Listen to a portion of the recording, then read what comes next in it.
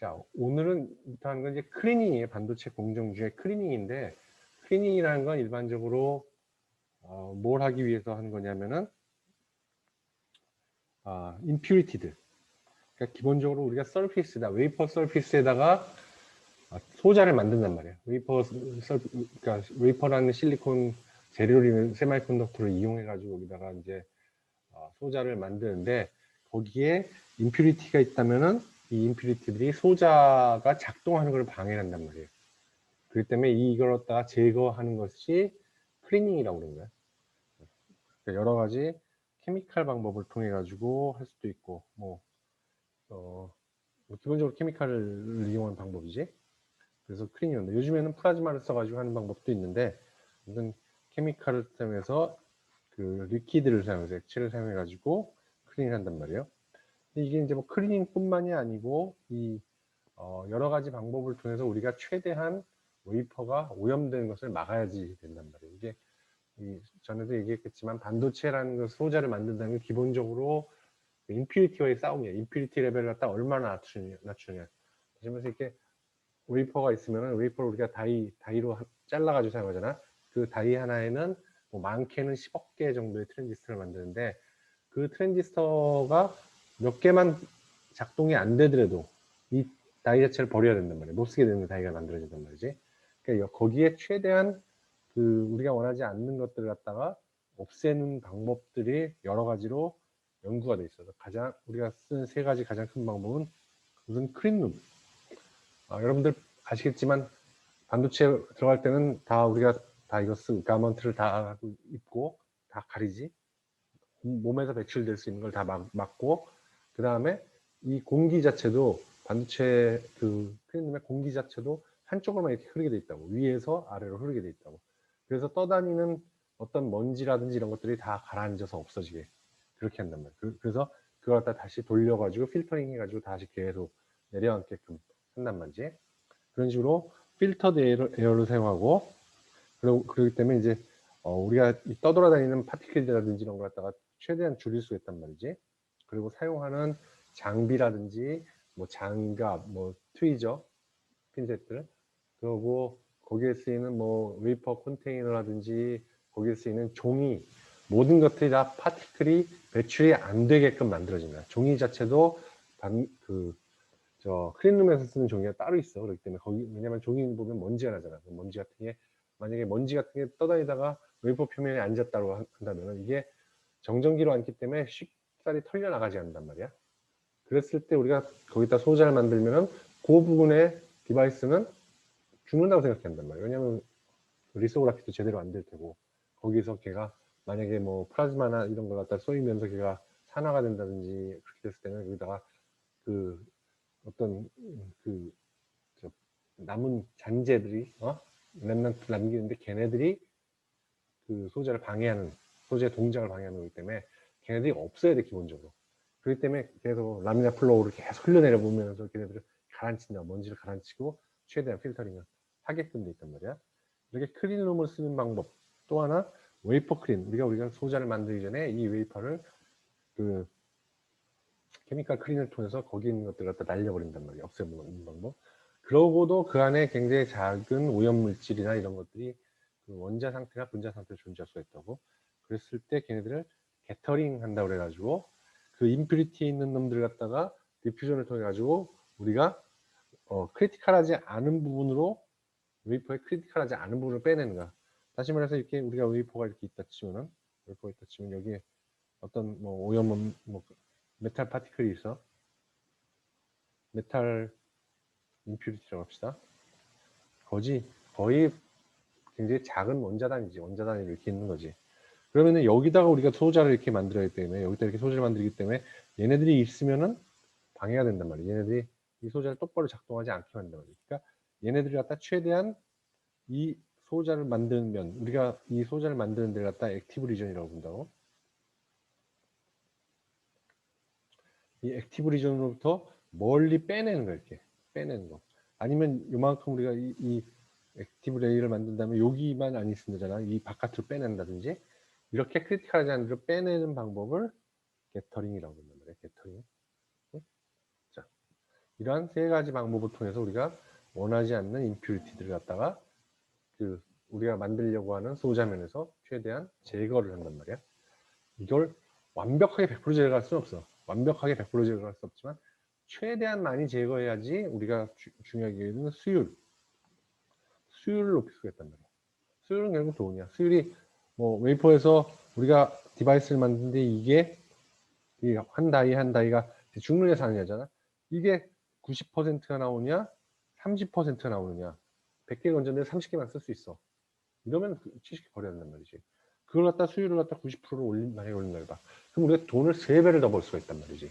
완벽하게 똑같은 공정을 통해서 돈을 3배를 더 벌 수가 있기 때문에 굉장히 중요한 거야. 이걸 컨트롤한다는 것은. 이건 정말 흔하게 있는 일이고 일드에서는 굉장히 흔하게 일어나는 일이야. 이걸 일드를 올리는 건 결국 돈을 버는 일이란 말이야. 굉장히 중요한 일이에요.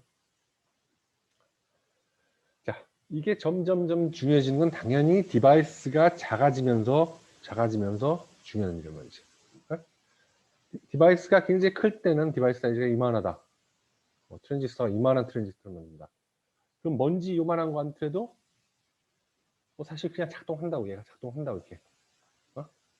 먼지가 있더라도. 그렇지만 이게 만약에 디바이스가 요만해져. 그럼 먼지 요거 앉으면 얘는 못 쓰게 되는 거란 말이지. 응? 작동을 못 하게 되는 거야.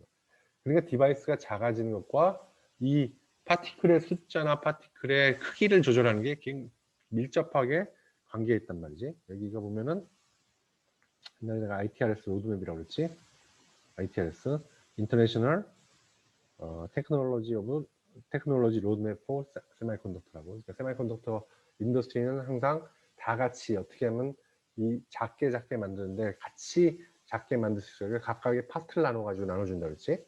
그래가지고 각자 거기에 맞춰서 준비하면 클리닝도 준비하고 데포지션대로 준비하고 에치대로 준비하고 디바이스대로 준비하면은 그게 뭉쳐가지고 어떤 저게 될 수가 있다고 했잖아. 그 테크놀로지 만들 수가 있다고 했잖아.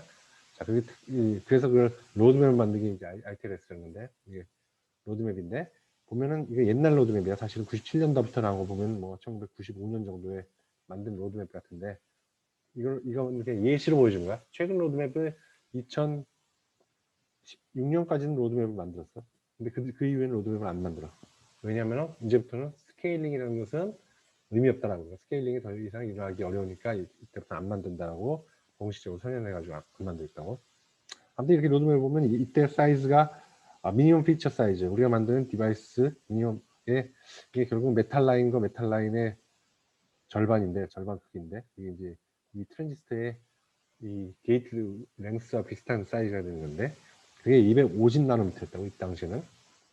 그게 지금은 2016이 180, 130, 170, 50 낮아지지.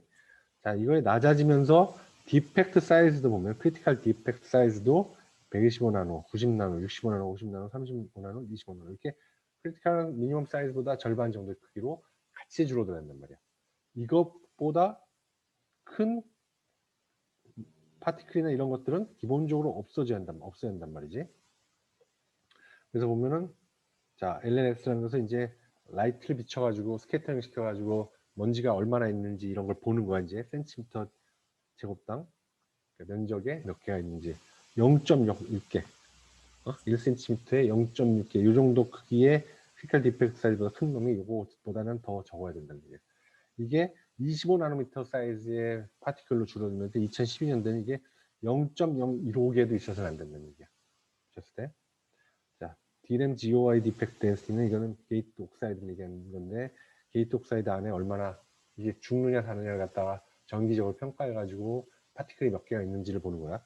그 역시도 0.06개에서 0.001개로 줄어든단 말이지. 로직에서도 마찬가지로 0.13에서 0.03 이렇게 숫자도 줄어들고 크기도 작아져야 되는 거야. 숫자도 줄어들고 크기도 작아지는 거야. 이렇게 하려면은 아무튼 뭐 클린룸을 통해 가지고 최대한 막아줘야 되고 그 다음에 그래도 막아줘도 있는 것들 갖다가 클리닝을 통해 가지고 점점점 줄여야 된단 말이지. 75% 정도의 일드의 로스, 일드가 수율이 떨어지는 거는 디펙트들로부터 온다는 얘기지. 디펙트들, 파티클, 웨이퍼 서피스에 있는 파티클이나 디펙트들로부터 오기 때문에 얘네들을 어떻게든 최대한 제거하죠. 결국은 이게 돈이란 말이지. 그러니까 이걸 어떻게든 줄여줘야 된단 말이야. 자, 레지듀얼 파티클들, 남아져 있는 파티클들은 아까도 얘기했지만 디바이스 크리티컬 사이즈 감소함에 따라서 크리티컬 디펙트 사이즈도 똑같이 따라서 감소해 줘야 되는 거야. 그리고 새로운 머티리얼을 쓴다든지 새로운 공정을 쓴다든지 이런 공정 중에도 이런 파티클이 발생해. 그러니까 우리가 베큐um 챔버에다 넣고 뭐 플라즈마를 통해 가지고 뭘 했다. 그러면 플라즈마를 통해서 뭘 해서 우리의 데포지션만 되는 것이 아니고 데포지션 되면서 뭐 스퍼터라든지 이런 데서 파티클이 생겨가지고 걔네들 날라오면서 앉을 수가 있단 말이지. 그리고 벽면, 공기 이런 데서부터 그 안에 있는 그 앰비언트 공기 이런 데서부터 앉을 수가 있단 말이지. 공정을 통해서도 역시 마찬가지로 파티클이 증가하기 때문에 어떤 머티리얼을 쓰느냐, 어떤 공정을 쓰느냐, 새로운 공정을 쓰느냐, 그래서 항상 이 파티클 발생에 대한 평가를 한번 해야 돼. 하고 나서 쓸 수밖에 없어. 그리고 이것이 점점 문제가 되는 어려운 건 뭐냐면 이 크리티컬 디펙트 사이즈가 점점점 작아지면 우리가 검사를 통해 가지고 얼마나 있는지를 검사해야죠. 이 검사 자체도 점점 힘들어진단 말이지. 나노 사이즈 디펙트가 difficult to find, 캐릭터라이즈 하기가 힘들단 말이야. 그리고 이제 기본적으로 우리가 얘를 갖다 클리닝 하면서 울트라소닉, 메가소닉으로 이렇게 흔들어 준다고. 초음파를 발생시켜 가지고 얘를 떨어뜨리려고 그러는데 얘가 이제 아까도 얘기했지만 일렉트로스태틱하게 정전기적으로 붙어지기 때문에 떨어뜨리기가 어렵단 말이야. 이걸 갖다 이제 액체상에서 흔들어 가지고 하는데 그래도 점점 작아지면 작아질수록 떨어뜨리기가 어려워진단 말이야. 특히 하이 에스펙트 레이쇼의 미세 패턴에서는 파티클 제거가 점점 어려워. 만약에 이렇게 안으로 이렇게 들어갔다고 생각해 봐봐. 그럼 이것들은 나오게 하기 어렵지. 우리가 리퀴드를 집어넣어 가지고 나오게 하는데 리퀴드가 이 끝까지 들어가기 어렵단 말이야. 그렇기 때문에 이게 점점 어려워지기 때문에 이런 레지듀가 남는다든지 본단 말이야. 이 그림을 보면 잘 설명하죠. 이런 것들이 파티클이 이렇게 앉으면 이 라인과 이 라인이 만나버리게 된다든지 아니면 이게 구멍이 크게 생기면 여기에 분명히 컨덕티비티가 확 떨어지겠지. 이것도 역시 마찬가지로 이렇게 되면서 얘가 퍼지면서 다 연결돼 버린 거 아니야. 원래 이렇게 나와야 돼. 이 밑에도 뭐가 있지? 보면은 이런 식으로 파티클들이 문제를 일으킨단 말이야. 여기 파티클 있는 거 봐봐. 우리가 이걸 아까도 얘기했지만 빛을 비춰가지고 카운트를 한다든지 그런 식으로 해서 얘네들을 얼마나 있는지 평가를 하는데 보면은 만약 똑같은 사이즈에 있다 하더라도 우리가 다이 사이즈가 점점 이렇게 작아진다든지 그러면은 여기서는 이거 죽은 놈이 요놈 뭐 큰 놈들만 죽는 다음에 이렇게 죽는다 치겠지만 굉장히 작은 놈들 작아지면서 뭐 죽는 놈들도 많아질 테고 그 다음에 그렇게 될 거 아니야. 그러니까 어떻게 캐릭터라이즈 하는 것도 중요하고 얘네들 없애는 것도 중요하고 캐릭터라이즈 하는 것도 굉장히 중요하단 말이에요. 자, 이런 파티클을 갖다 우선은 얼마나 있는지 씌워야지 되잖아. 씌우는 방법으로 Localized Light Scatter, LLS라고 하는 방법이 있어요. 웨이퍼가 처음에 우리가 들어왔을 때 레이저 같은 빛을 비춰가지고 보면은 표면에 뭐가 있으면 거기에 빛의 반사가 달라질 거 아니야? 그걸 통해 가지고 여기 파티클 있다를 갖다 카운트를 할 수 있는 거야. 가장 초기 파티클 카운트로. 그 다음에 게이트 옥사이드 인테그리티. 게이트 옥사이드를 갖다 형성한 다음에 거기다가 MOS의 캐패시터를 만든 다음에 전기적인 평가를 한단 말이지. 이렇게 브레이크다운을 평가했을 때 똑바로 된 놈들은 비슷한 볼테이지에서 브레이크다운이 일어날 텐데 똑바로 된 놈들은 비슷한 데서 다 브레이크다운이 일어날 텐데 뭐 여기에 무슨 파티클이 있어가지고 파티클이 있었다 뭐 있다 이런 놈은 브레이크다운이 먼저 일어난다든지 달라질 거란 말이지. 캐패시터에서 달라질 건지 이렇게 해가지고 몇 개가 있는지를 씌워볼 수가 있단 말이죠. 이런 정기적인 테스트를 통해 가지고 그래서 씌워보는 방법. 보통 스타팅 웨이퍼에서는 7 곱하기 10의 10승 정도의 임퓨리티들이 있어야 있는 거야. 이것은 1 ppb 이하란 말이야. ppb라는 거는 particle per billion. 10억 개 중에 한 개 정도? 10억 개 중에 하나. 10억이면은 10의 9승이지. 10의 9승보다 더 작아야지 된단 말이야. 10의 10승 그 정도 된다는 거야. 1cm. 그러니까 실리콘 어텀 10억 개 있을 때 한 개 정도 다른 놈이 있는 정도 수준. 특히 메탈 컨테미션 같은 경우에는 더 철저하게 관리가 돼야 돼. 10의 9승 이하여야 돼. 메탈 같은 경우에는 얘가 도펀트로 작용할 수 있다면 우리가 원하지 않는 도펀트라든지 아니면 얘가 트랩 사이트 같은 걸로 작동할 수 있단 말이지. 그렇기 때문에 훨씬 더 적어야 돼. 10의 9승. 그러니까 표면에 이건 표면이구나. 표면에 10의 1cm 표면당 10의 9승 정도 이하여야 된단 말이야. 그러면은 모노레이어의 0.0001%. 그러니까 어떤 1cm를 갖다 모노레이어를 갖다 다 원 모노레이어를 이 위에다 만들면서 덮을 때를 생각했을 때 0.0001% 정도만 덮이는 정도 수준이란 얘기야. 그 정도가 돼야지만 컨트롤을 해줄 수 있단 말이야. 이게 말이 쉽지 이걸 하나를 낮추는 건 돈이야. 결국은 돈으로 낮추는 거란 말이지. 그러니까 굉장히 중요한 거야. 그러다 보니까 우리가 웨이퍼를 갖다 손으로 만진다든지 이런 걸 하면 안 되는 게 손에 써도 여기 소디움이라든지 아니면 포테슘 같은 것들이 엄청 많단 말이야. 만드는 순간에 전달이 된단 말이지. 그때 망가지는 거야. 그러면 바로. 그렇기 때문에 그렇게 하면 안 되기 때문에 장갑 다 끼고 손으로 만지지 않지 절대로. 자, 기본적으로 실리콘 파티클이 있다. 실리콘 웨이퍼 위에 파티클이 있다. 그러면은 어디서 주로 그 파티클이 오느냐? 컨테미네이션 소스는 뭐에서 가장 많이 오냐면 우선 포토레지스트를 우리가 쓰잖아. 포토리소그라피가 있어. 포토레지스트를 쓴 다음에 엣치를 하고 포토레지스트를 얘는 포토레지스트는 계속 기본적으로 오게닉 머티리얼이라고 오게닉 머티리얼이란 말이지. 물론 이 안에 뭐 메탈 성분들도 좀 들어가 있겠지. 걔네들을 갖다가 걷어내는데 이게 완벽하게 걷어내지가 않는단 말이지. 그래서 거기서 기본적으로 컨테미네이션 소스가 생긴단 말이야. 또는 룸 에어 아니면 프로세스 스텝 통해서 나오는 파티클들 아까도 했잖아. 데포지션이나 이런 데서도 챔버 내에서 오염이 발생한단 말이지. 엣치 같은 것도 깎아내는 거란 말이야. 그렇기 때문에 거기서 깎아낸 놈이 다시 앉는다든지 딴 데 앉는다든지 파티클에서 생긴단 말이지. 이렇게 이제 메탈 or alkali ions from machine, chemical 또는 people 사람으로부터 이게 그러니까 머신 자체들도 그런 것이 발생되지 않도록 최대한 어떤 그 관리하는 저기 있어라. 그게 있어. 자, 이게 만약에 있다. 뭐 이렇게 뭐 이 위에 실리콘 옥사이드 위가 있는데 이 안에 뭐 Fe라든지 골드라든지 아니면 어떤 먼지 파티클이라든지 포토레지스트나 소디움이라든지 뭐 카파라든지 이런 애들이 있단 말이지.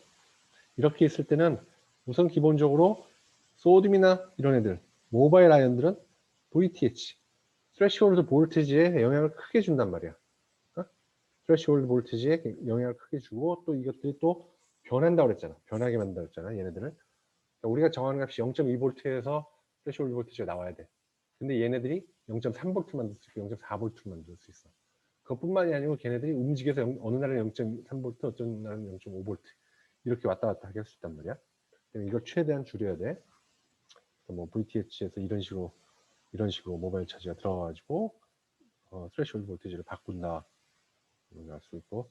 그러니까 예를 들면은 만약에 옥사이드 티크니스가 100옹스로이다, 10나노미터다. 근데 만약에 모바일 차지가 6.5V 11승 정도 있었다. 그러면 0.1V 정도의 VT가 쉽된단 말이야. 0.1V VT 쉽트면은 드레인 커런트가 굉장히 많이 왔다 갔다 하는 말이야. 6.5V 11승이라는 것은 모노레이의 원 모노레이에 되는 0.1% 쉽게 말해서 1 곱하기 1 어떤 면적이 있을 때 거기에 1000분의 1 정도만 뭐가 덮어져 있다. 거기에 1000분의 1 정도 될 정도만 오염돼 있다 하더라도 그 정도 된다는 얘기야. 1000분의 1 정도 면적에 엄청나게 작은 면적이 오염돼도 그렇게 된다는 얘기지. 그러니까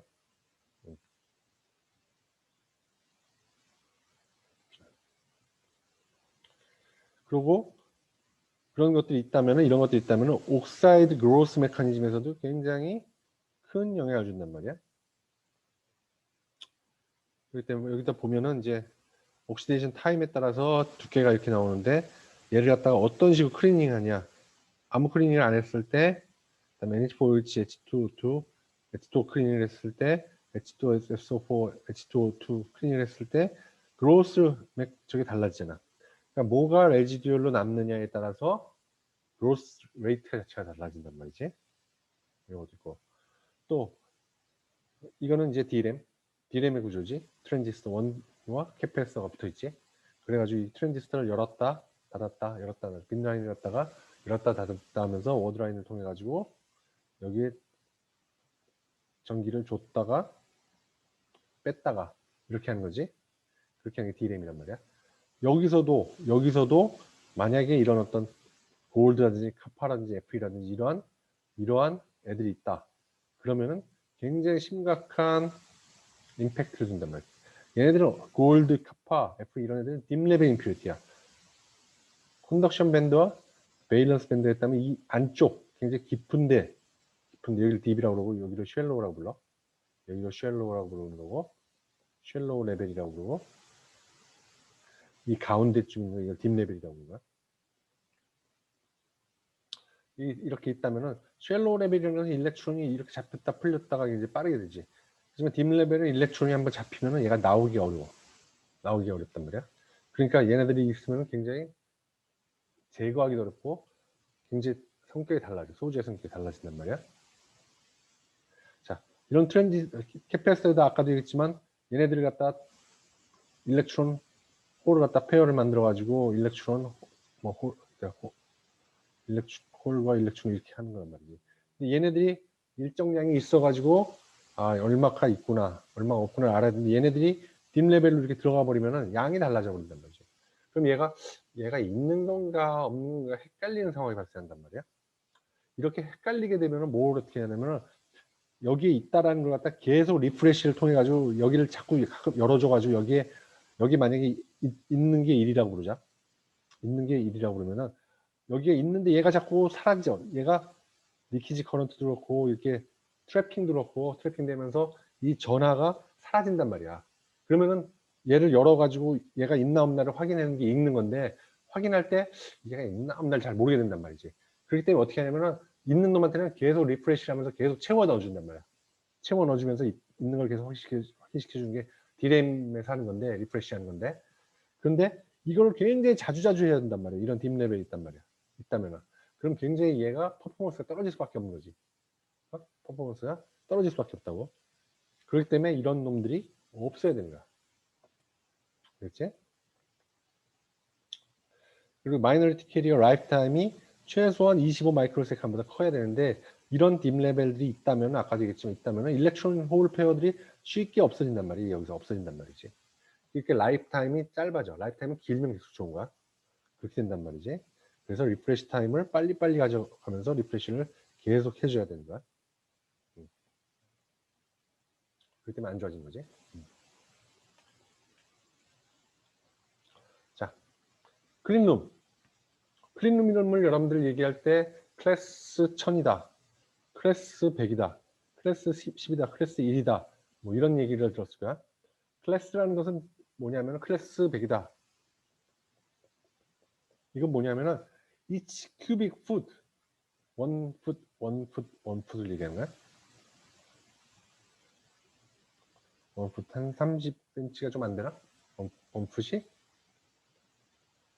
1foot, 30cm가 좀 안 될까? 아마 요 공간 안에 그러니까 30 만들니까 요 정도 되는 박스라고 생각해. 박스 내에 파티클이 몇 개가 있느냐, 0.5 마이크로미터 이상의 파티클이 몇 개가 되어 있느냐를 갖다 카운트 해가지고 그 카운트 숫자가 100개다, 100개 이하다. 클래스 100의 클린룸이라고 부르는 거야. 클래스 10만. 여러분들 지금 어디 있는지 모르지만 이렇게 햇빛 비치는 데 보면은 엄청난 숫자의 먼지가 떠다니는 게 보일 거야. 오늘같이 좀 미세먼지가 심한 날은 더 심할 테고. 그게 보통 한 일반 사무실, 그러니까 에어컨디션이 되는, 그러니까 창문을 열어놓지 않는 사무실이 한 10만 개 정도가 있을까? 원풋상에 10만 개 정도가 있는데 이거를 낮춰줘야 하는 거야. 이걸 갖다가 100개 정도를 낮추면 클래스 100이 되는 거야. 1000개를 넣으면 클래스 1000이 되는 거고 최신식 반도체 공장에서는 여기 클래스 1개 정도 되는 먼지가 1개 정도. 어떤 먼지면 0.5 마이크로미터 이상의 먼지. 이거는 점점 달라져. 이 크기, 크리티컬한 먼지 크기는 점점 작아지겠지. 디바이스가 작아지면 작아질수록. 자, 문제가 될 수 있는 크리티컬의 파티클 사이즈는 10나노미터에서 10마이크로미터 사이야.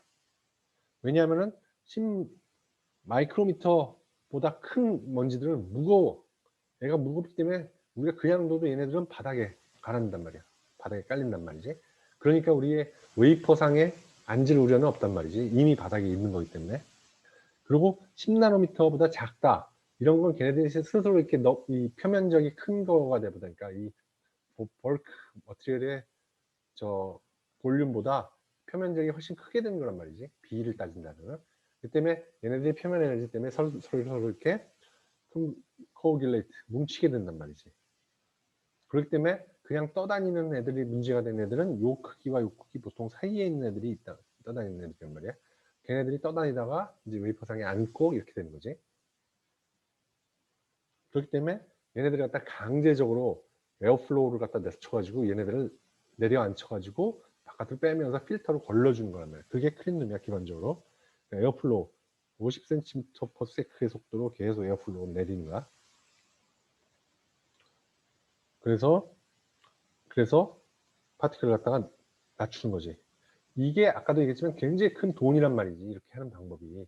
전부 다 라미나 플로우를 내려가지고 전부 다 하는 게 이걸 갖다가 1000을 만드느냐 100을 만드느냐 10을 만드느냐가 돈이 기하급수적으로 들어간단 말이야. 기하급수적으로 이걸 들어간단 말이야. 이걸 줄여는 중에. 자, 그러다 보니까 이제 점점점 웨이퍼 사이즈도 커지고 공장도 커지고 그러면서 이 방법 가지고는 조금 곤란하다. 이거가 이렇게 돈을 갖다가 엄청나게 쓰면 너무나 큰 돈이 쓰여진다 라고 생각이 든 거야. 그래서 산업에서 마련한 방법이 뭐냐면은 FOOP라는 걸 쓴 거야. FOUP 프론트 오프닝 유니파이드 파드라고 해가지고 자 그걸 갖다 어떤 걸 얘기하냐면 여기 이제 동영상이 있는데 동영상은 여러분들이 나중에 보면 알겠지만 뭐가 나오냐면은 그 TSMC 지금 대만에 있는 TSMC가 그 자기 공장을 소개하는 거야. 옛날 소개하는 영상인데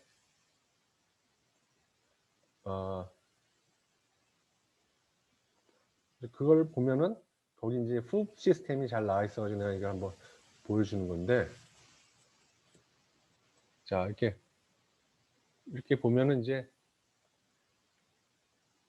이 위에 이 전체를 갖다가 전부 다 클린룸으로 만드는 것이 아니고 얘네들이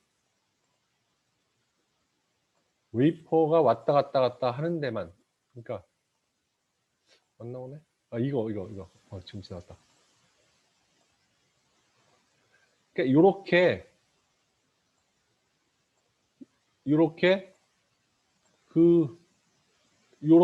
웨이퍼를 들어간 통을 만드는 거야.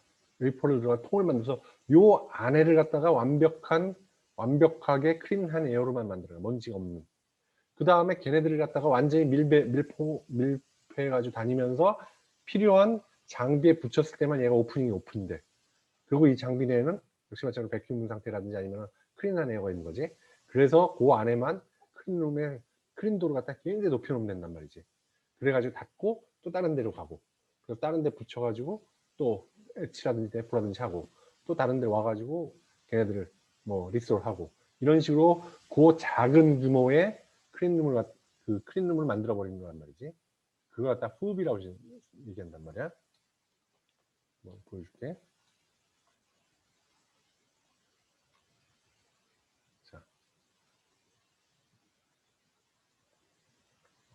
자, 생긴 건 이렇게 생겼어.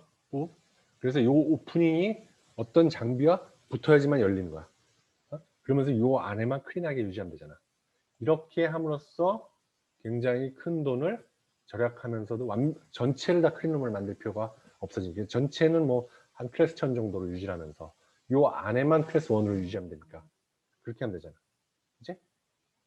그렇게 하는 방법으로 클린룸이 변화를 해 나가는 거야. 여러분들 시간 있으면 보고.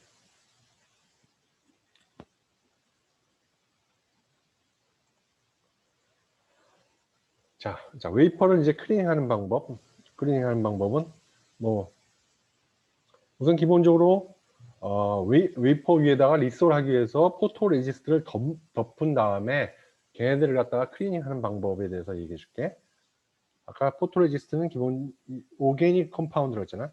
오게닉 컴파운드이기 때문에 얘네들을 메탈릭한 임퓨리티 들어있는 오게닉한 컴파운드이기 때문에 얘네들을 제거하는 방법은 첫 번째 엑시드 H2SO4 황산이지. 황산은 오게닉들을 녹이는데 아주 탁월한 능력을 갖고 있어. 그 때문에 황산 테러가 났다 막 이런 얘기 있잖아. 사람들한테 뭐 황산을 뿌려가지고 다치게 하고. 이게 황산이 이런 사람들도 오게닉이니까 해서 오게닉이다 보니까 피부가 반응을 한단 말이야. 그렇기 때문에 황산을 쓰는 거야. 해서는 안 되는지 엄청나게 큰 데미지를 입게 되는 거지. 그 때문에 황산과 스트롱 옥시던트 H2O2 그러니까 옥시데이션을 시킬 수 있는 마테리얼을 써가지고 먼저 쓰고 이렇게 써가지고 이 오게닉을 날린다든지, 또 하나는 뭐냐면 옥시전 플라즈마. 옥시전 플라즈마는 오게닉들이니까, 오게닉은 기본적으로 옥시전하고 반응해가지고 타는 거니까 옥시전을 갖다가 플라즈마로서 반응성 강하게 공급해 준단 말이지. 그러면 걔네들이 오게닉들이 옥시전하고 반응을 해가지고 CO2라든지 H2O가 돼가지고 날아가 버릴 거란 말이야. 가스가 돼가지고. 그런 식으로 하는 거야. 자, 가장 많이 쓰는 어떤 화학적인 방법, 케미컬 클리닝 방법이 RCA 클리닝이라는 방법이 있어. RCA 클리닝은 미국의 RCA라는 회사에서 1970년도에 유명한 회사였지. 옛날에는 굉장히 유명한 전자회사인데 거기서 만들었던 방법이라고 알려져 있는데, SC1과 SC2라는 방법 두 개를 갖다 사용해가지고 클리닝을 하는 거야. SC1은 5H2O와 1H2O2 과산화수소 옥시던트, 굉장한 옥시데이션을 시키는지 1NH4OH를 갖다가 70도와 80도 정도로 온도를 높인 다음에 섞어가지고 70도와 80도 정도의 온도를 높여서 한 10분 동안 클리닝을 하는 방법이야. 이렇게 클리닝을 하면은 무슨 일이 벌어지냐면은 강한 옥시던트가 있기 때문에 옥시다이즈를 시킨단 말이에요. 오게닉 필름을 갖다가 옥시다이즈를 시켜. 그리고 컴플렉싱 그룹 1B, 2B에 있는 이런 어떤 화합물들, 그리고 메탈들, 골드, 실버, 카파, 니켈, 징크, 카드뮴, 코발트, 크롬 이런 애들을 갖다가 녹여내는 거란 말이지. 얘네들을 갖다가 우선은 기본적으로 어떤 식의 방식이냐면은 띵한 네이티브 옥사이드, 기본적으로 이 웨이퍼가 이렇게 있다면 이 웨이퍼에 있는 네이티브 옥사이드가 있을 거 아니야? 이 네이티브 옥사이드를 우선은 없애버려. 그러면 그렇게 없애버리면 이 위에 있는 먼지들, 파티클들, 메탈릭, 임퓨리티들 다 같이 나갈 거 아니야. 그지? 그런 다음에 다시 이 위에다가 얇은 뉴옥사이드를 갖다가 만들어주는 거란 말이죠. 이렇게. 응? 그러면 거기 있는 문제들이 쭉 없어질 거란 말이죠. 그런 방법을 통해서 실리콘 서피스에 있는 파티클을 제거하는 방법이야. SC1은 기본적으로 SC1이 제거하는 애들 잘 봐도 오게닉 필름, 컴플렉싱 그룹, 원비랑 여기 이 칼럼에 있는 거, 이게 몇 번 칼럼인지 주기율표 여러분들 찾아봐.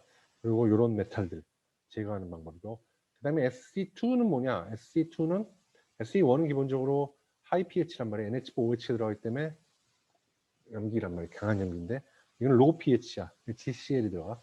6H2O, 1H2O2, 1HCl을 갖다 70도에서 80도 정도 들어가면은 SC1 동안에 실리콘 웨이퍼에 침전 녹아있던 알칼리 이온들, 소듐이나 포테슘 같은 애지, 케타이온들, Al3+, Fe3+, Mg2 같은 것을 제거하게 된단 말이야. 그러니까 SC1 동안에 제거되지 않은 메탈을 제거하는 방법. 그러니까 이거는 이 위에 있는 파티클들과 메탈릭, 임퓨리티들을 갖다가 제거하는 방법이야. 여기 PR을 제거하는 방법은 이런 식으로 제거를 하고, 기본적으로 파티클들, 이 위에 붙어 있는 것들은 일렉트로스태틱, 정전기적으로 붙어 있기 때문에 그냥 하지 않고 울트라소닉, 10에서 50kHz의 초음파 진동을 준다든지, 메가소닉, 1메가헤르츠의 초음파 바이브레이션을 주면서 같이 클리닝을 한단 말이야. 그러면은 떨어져 나가겠지. 그래야지 떨어져 나가지. 그래도 안 떨어져 나갈 경우도 많이 있어.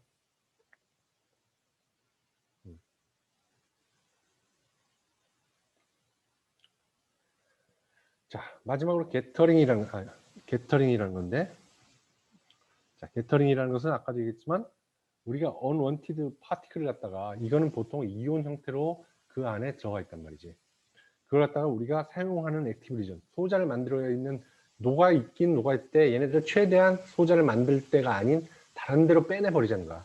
그러면 소자 만드는 데들이 깨끗해지니까 우리가 원하는 소자를 만들 수가 있으니까.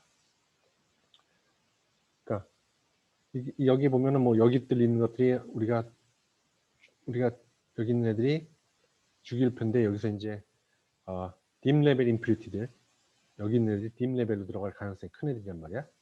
이런 애들은 있으면 안 돼. 물론 얘네들도 있으면 안 돼. 우리가 원할 때만 들어가야 되는 거지. 원할 때만 들어가야 되는 거지. 원하지 않은데 들어가 있으면 안 된단 말이야. 응? 그다음에 여기 쉘로우 억셉터 얘네들을 3족 보론계들이지. 여기 쉘로우 도너들 그리고 여기는 이제 사가들이지. 여기 알카리 이온들이 있고 이렇게 됐단 말이지. 쭉 보면은 얘는 가스기 때문에 관계가 없을 테고 아무튼 어떤 놈들이지 원하지 않는 놈들 갖다가 최대한 액티브 리존에서부터 빼내서 우리가 트래핑 사이트를 만든 다음에 그 트래핑 사이트로 걔네들을 몰아서 붙잡아 놓는 거란 말이야. 액티브 리존과 무관한 용도로 디퓨전 시켜서 엘리먼트를 트랩을 시키는 방법을 우리가 게터링이라고 한단 말이야. 자, 우리가 원하지 않는 것 중에 알카리 이온들, 소듐이나 포테슘 같은 애들 이온들 얘네들 같은 경우에는 위에다가 PSG, 포스포러스 실리키드 그래스를 갖다가 덮어줘. 이 포스포러스 실리키드 그래스가 그냥 SiO2나 우리가 원하는 애들보다 얘네들을 더 잘 잡아다닌단 말이지. 그래서 더 잘 잡아다니기 때문에 디퓨전 해가지고 잡아낸단 말이야. 우리가 저번에 플래팅닝 할 때 PSG 배웠지?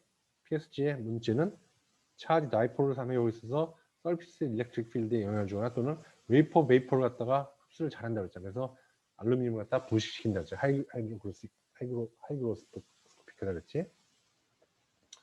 그래서 보론을 넣어서 BPSG를 한다든지 뭐 그렇게 한다고 했어.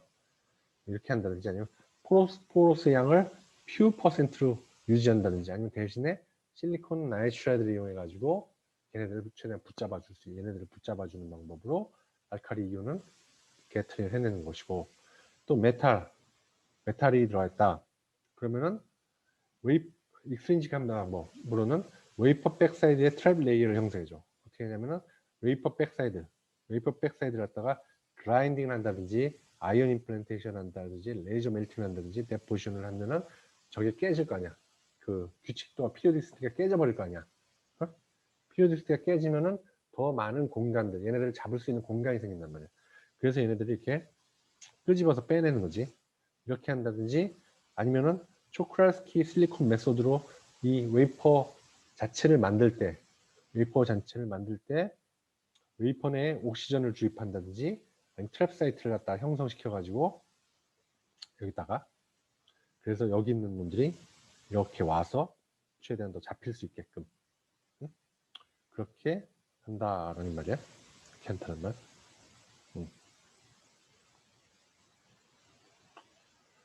자, 이렇게 해서 게터링을 시키는 방법. 그래서 최대한 메탈릭 임퓨리티를 줄이는 방법이지. 액티브 리전에서.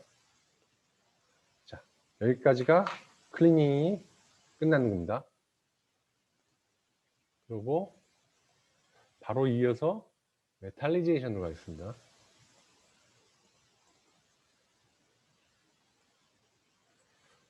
자, 메탈리제이션이라는 건 뭐냐면 기본적으로 우리가 소자를 갖다가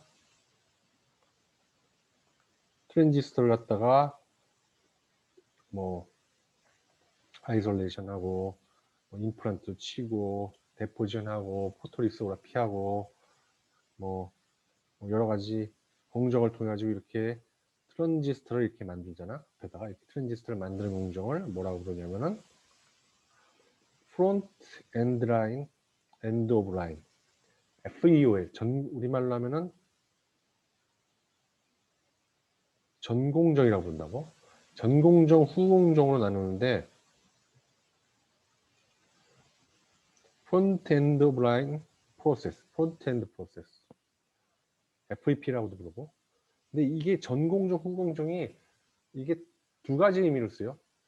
우리가 이렇게 트랜지스터 소자를 만드는 걸 전공정이라고 부르고 그 이후의 종작들을 후공정이라고 부르는 경우도 있고 팹에서 하는 모든 공정을 갖다가 전공정이라고 그러고 팹에서 나와가지고 하는 공정을 후공정이라고 부를 때도 있고 두 가지 의미로 쓰여. 근데 기본적으로 FEOL, 프론트 엔드 오브 라인이라고 그러면 이렇게 트랜지스터를 만드는 데까지 공정을 갖다가 프론트 엔드 오브 라인을 완성했다고 그래. 자, 이 다음에 각각의 트랜지스터들을 갖다 이제 전기적으로 연결을 시켜줘야 되잖아. 이 연결시켜 주는 것을 갖다 이제 백엔드 오브 라인이라고 그러지. 백엔드 오브 라인. 자, 이걸 만들어 주는 방법은 우선 인터레이어, 인터옥사이드, 인터메탈 레이어라든지 아무튼 다이렉트를 갖다가 쌓고 거기에다가 이제 우리가 연결할 수 있는 홀들을 이렇게 판단 말이야. 그다고 메탈을 갖다 치워놓고 메탈 라인을 갖다가 연결해주고, 메탈을 이렇게 연결해주고, 이런 식으로 연결해주고. 자, 이렇게 하고 연결이 한 라인에서만 연결이 끝나긴 어렵다고 수십억 개의 트랜지스터를 갖다가 각각 필요한 만큼 우리가 어떤 회로를 만들어 가지고 연결을 시켜줘야 한단 말이야. 이런 회로를 갖다가 만들어서 연결시켜 주는 게 한 라인만 가지고는 안 될 수도 있을 거란 말이야. 그러면은 한 라인은 이게 뭐 한 라인만 갖고 두 라인만 갖고 되는 게 아니고 한 뭐 거의 10개가 넘는 층을 쌓는단 말이야. 한 층을 더 쌓고 구멍을 뚫고 얘와 얘를 연결시켜주고 얘를 연결시켜주고 얘도 뭐 어떻게 연결시켜주고 이런 식으로 올라간단 말이지. 그래서 얘를 갖다가 우리가 인터 메탈 다이렉트릭, 그래서 IMD라고 부르기도 하고 인터 메탈. 그리고 이렇게 구멍, 요 메탈 라인과 메탈 라인에 구멍 뚫는 것을 비야라고 부른단 말이야. 그럼 여기도 마찬가지로 비야인데 여기는 특별히 여기 콘택 라인하고 붙기 때문에 여기를 콘택트 홀이라고 부른다고. 이렇게 비야를 뚫어주고 뭐 뚫고 메탈을 갖다 채우고 이렇게 해서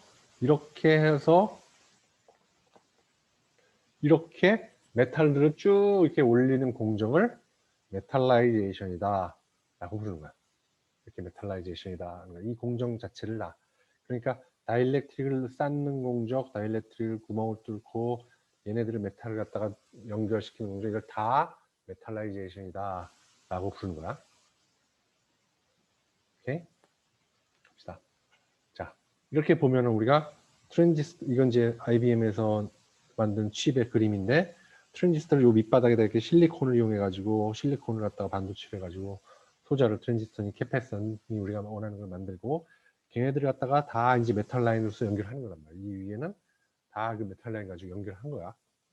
자, 보면은 여기 이제 M1 라인은 이 트랜지스터의 뭐 게이트를 갖다가 M1 라인으로 연결시켰을 테고, 여기 M2 라인, M3 라인, M4 라인, M5, M6, M7. 지금 요것만 봐도 7개 층이 올라간단 말이야. 메탈이. 7개 층이. 위로 올라가면 위로 올라갈수록 점점점 커지겠지. 그러니까 저 연결시키는 놈들이 몇 놈 없으니까 더 크게 만들 수가 있단 말이야. 편하지. 근데 이 밑으로 내려갈수록 그 작은 트랜지스터를 연결시키기 때문에 아주 틈도 좁아진단 말이야. 자, 이렇게 메탈이 폭이 좁아지면은 무슨 문제가 생겨? 폭들이 좁아지면은 넣어줘야 할 게 이렇게 작아. 이런 무슨 문제가 생기지?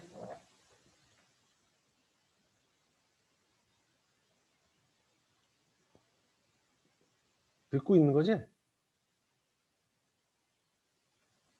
터널링, 커플링의 문제도 있지만 우선 기본적인 문제가 뭐냐면은 크로스톡 다 문제가 돼. 사실 다 문제인데 가장 기본적인 문제냐면 뭐냐면 폭이 좁아지는 거야. 폭이 좁아지면 어떻게 되는 거야? 이 문제가. 무슨 문제야?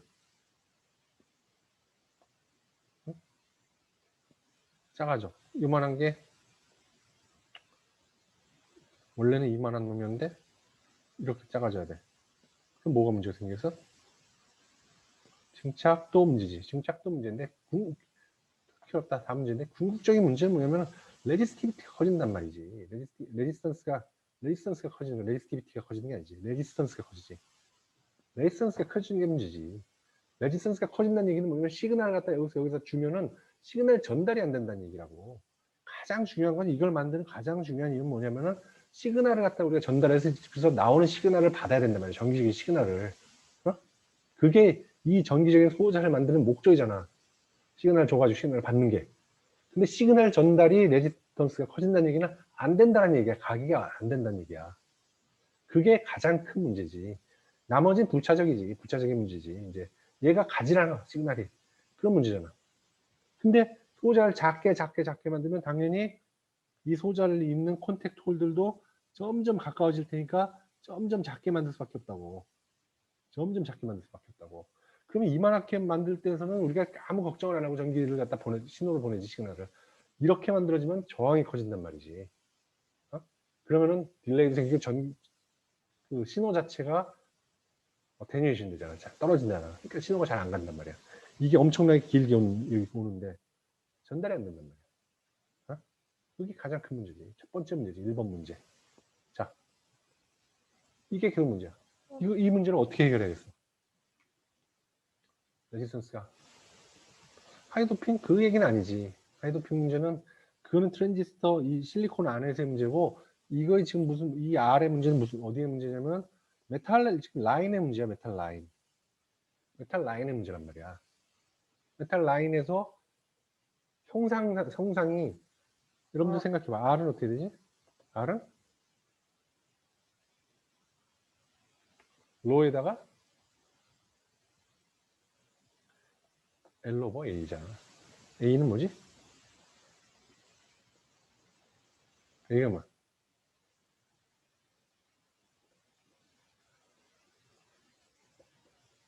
크로스 섹션 에리어잖아. 단면. L은 길이. L은 아마 발전하면 발전할수록 L은 점점 짧아질 거야. L은 점점 줄어든, 이게 L이라는 게 결국은 우리가 비하만 생각한다면은 L이라는 건 결국 요 층과 층 사이일 거야. 근데 기술은 발전할수록 얘는 점점 작아질 거야. 문제가 되는 게 뭐야? 크로스 섹션 에리어가 점점 작아진단 말이지. 어? 여기서도 마찬가지. 우리가 예를 들면 뭐 이렇게 들어가 있다. 그럼 얘와 얘를 뚫는 것들 연결해야 되잖아. 이렇게 연결하잖아. 근데 이제 얘와 얘도 이제 뭐 연결해야 한단 말이야. 요 단면도 좁아져. 요 단면도 물론 작아지지. 요 단면도 점점 작아지지. 왜냐 이 폭이 원래 이만한 트랜지스터가 요만한 트랜지스터로 변하니까. 요만한 트랜지스터로 변하니까 당연히 이만한 두께로는 이걸 만들 수가 없단 말이지. 그러니까 단면이 계속 줄어야 돼. 그러면 단면이 계속 줄어들 때고 L도 좀 짧아지긴 하겠지만 이게 대세에 큰 지장을 줄 수는 없고 A가 점점 작아진다면, 그러니까 R은 점점 커질 수밖에 없단 말이야. 자, 이걸 해결하려면 어떻게 해야 돼? 해결하려면 어떻게 해야 돼, 이거? R이 커지면 안 돼. R이 커진다는 얘기는 아까도 얘기했지만 시그널을 못 전달하는 얘기라고. 어떻게 해야 되겠어? 뭘 손대야 돼? 그렇지. 얘를 손댈 수밖에 없는 거야. 레지스티비티가 작은 놈을 써야 한단 말이야. 레지스티비티가 작은 놈을 쓰게 된다. 그렇기 때문에 우리가 쓰는 메탈 자체가 바뀌어져야 하는 거지. 비저항이 작은 놈으로. 그래서 옛날에는 알루미늄을 썼다 우리가. 알루미늄 갖고도 충분히 좋았어. 근데 이게 작아지니까 안 되는 거야. 그래서 알루미늄에서 뭘 넣었어? 무슨 메탈을 넣었지? 텅스텐은 비저항이 알루미늄보다 훨씬 크지. 그렇지. 카파로라는 거지. 카파로. 그래서 지금은 하이테크 쪽에서는 다 카파를 써. 하이테크 쪽에서는 다 카파를 써. 알루미늄이 다루기가 되게 좋다고. 알루미늄이 다루기가 되게 좋아. 카파는 다루기가 어려워. 뭐가 어렵다 그랬어, 카파는?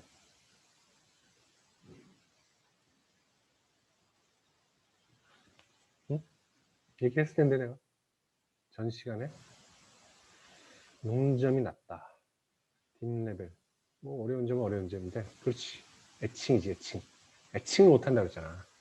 우리가 애칭 프로덕트, 그러니까 가스가 돼가지고 날아가는 프로덕트를 만들기가 어렵기 때문에 애칭 못해.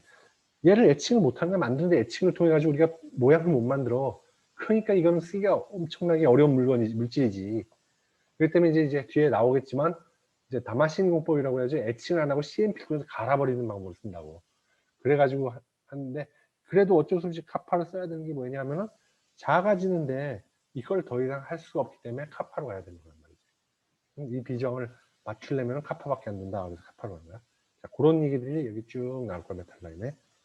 알겠지? 기본적으로 사이즈가 작아지면서 발생하는 거야, 모든 일들은 다. 자, 그러니까 메탈리제이션이라는 거는 아까도 얘기했지만 ILD를 만들고 그 위에 메탈을 쌓아서 라인을 형성하고 이러한 전체를 갖다가 전부 다 메탈리제이션이라고 부른단 말이야.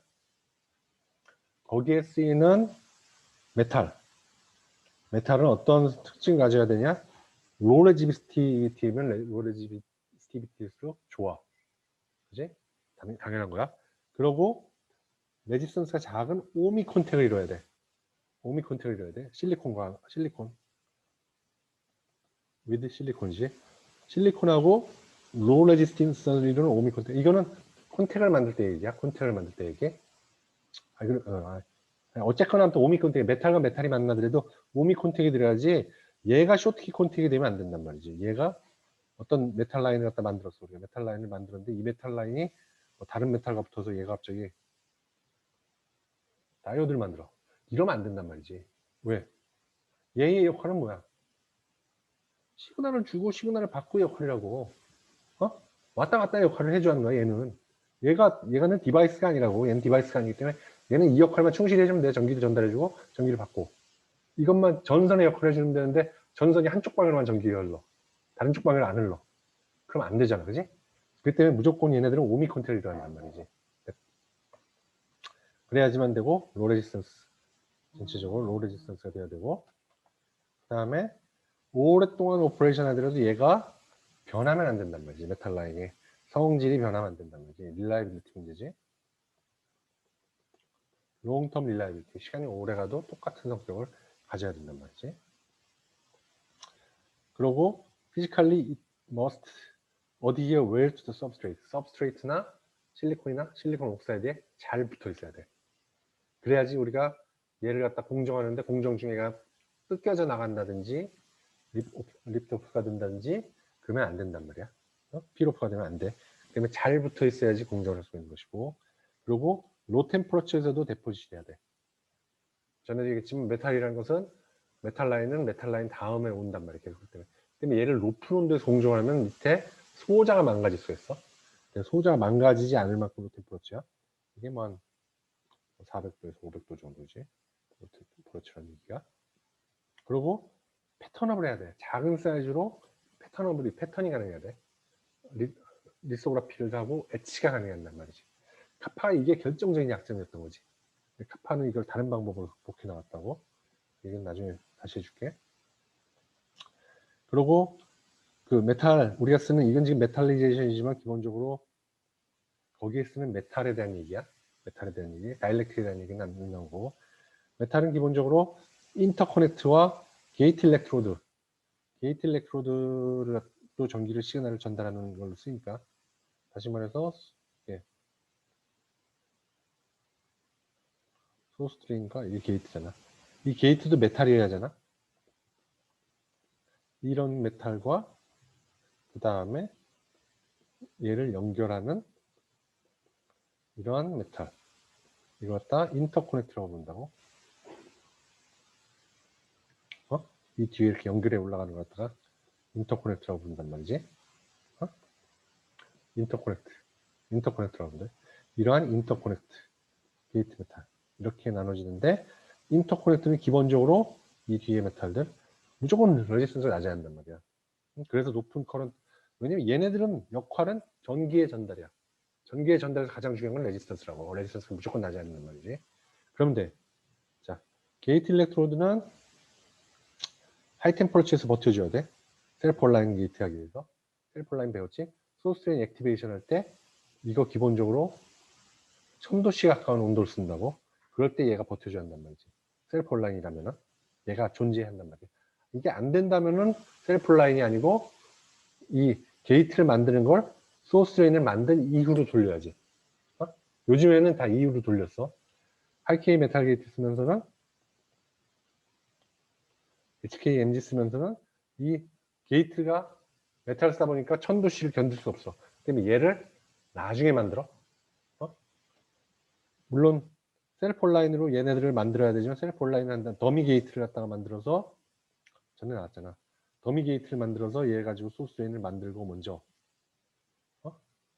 소스 조인을 만들고 얘를 걷어내고 그 다음에 여기다가 다시 메탈을 채워놓는다 그랬지. 그래서 이렇게 메탈을 채워놓는다 그랬지. 이런 식으로 나중에 만들어야 한단 말이지. 게이트 메탈을. 하이 템퍼처를 굳이 지금은 그럴 필요 없으니까. 아무튼 이런 식으로 바뀌었단 말이야.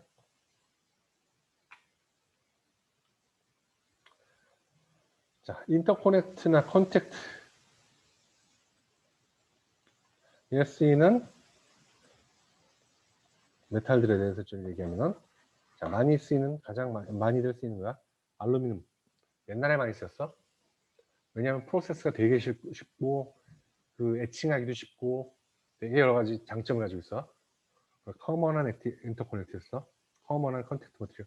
컨택트 머티리얼이라는 것은 아까도 얘기했지만 뭘 얘기하는 거냐면은, 이렇게 우리가 소자를 만들었을 때, 이 실리콘하고 직접 만나는 걸 컨택이라고 불러. 이걸 컨택이라고 불러. 응? 실리콘하고 만나는 여기를 갖다 컨택이라고 부른단 말이지. 응? 컨택. 그러니까 여기를 갖다 알루미늄으로 만드는 얘기야. 그래서 알루미늄하고 실리콘하고 이렇게 맞닿게 만드는 얘기야. 왜냐면은 메탈과 실리콘이 닿았을 때는 메탈과 메탈이 닿는 것과는 전혀 다른 형태의 컨택들이 만들어진단 말이야. 우리 이거 소자 시간에 배웠어. 여러분들 소자를 찾아봐야 돼. 반도체 소자 시간에 메탈과 실리콘에 만났을 때 얘가 5mm 될 때도 있고 쇼트키가 될 때도 있다고 그랬지? 왜? 뭐에 따라서 그렇다고 그랬지?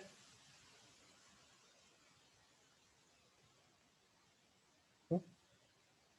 뭐에 따라서 5mm 될 때도 있고 쇼트키가 될 때도 있다고 그랬지? 그렇지. 메탈의 워크 펑션에 따라서 달라진다 그랬지? 메탈의 워크 펑션이 어떠냐? 얘가 P냐 N이냐에 따라서 달라진다 그랬어. 자, 그러니까 여러분들 다 찾아봐야 돼. 왜 그런지. 아무튼 그래서 잘 컨택트를 많이 잘 쓸 수 있는 게 알루미늄이 좋은 오미 컨택을 잘 만들어. 얘네들은 기본적으로 오미 컨택이 돼야 되니까 여기는. 그러고 3 마이크로 오hm 센티미터. 여기 오hm 센티미터 여기 비저항의 저 단위지. 그냥 옴이 아니야. 오hm 센티미터여야 돼. 그리고 쉿 레지스턴스가 0.03 1 마이크로미터. 뎁스일 때, 1 마이크로미터 뎁스일 때 0.03 옴이 된단 말이지. 자, 그러니까 비저항이 3 마이크론이래. 카파. 응? 요즘에는 인터코넥터는 전부 다 카파 쓰고 있다고.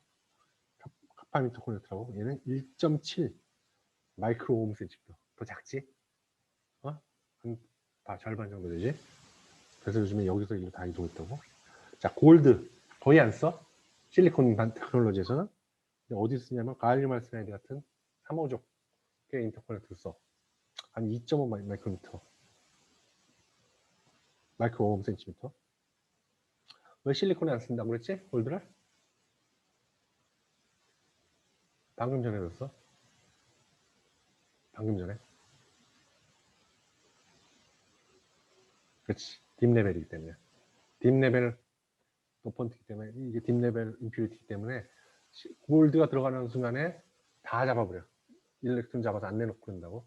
그 때문에 걔가 실리콘에 들어가는 순간은 이건 재앙이야. 그건 다 버리게 돼. 못 쓰게 되는 거야. 그 때문에 골드를 쓸 수 없어. 골드를 여기 쓰면 얘가 디퓨전에서 들어가거든. 디퓨전에서 들어갈 테니까. 골드를 절대로 안 써. 왜 근데 3.5 쓰나? 3.5는 아직까지 큼직해. 그리고 골드가 그렇게 큰 역할을 못하기 때문에 지금 우리 실리콘은 작아지니까 이제 큰 문제들이 일어나는 거지. 자, 오늘은 여기까지 합시다. 자, 질문.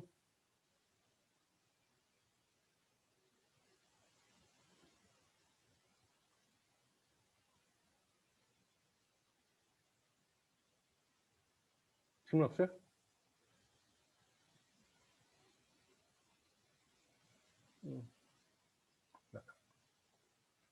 이렇게 질문 없으면은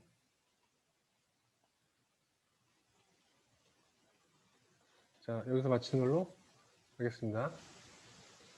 자, 고생했습니다.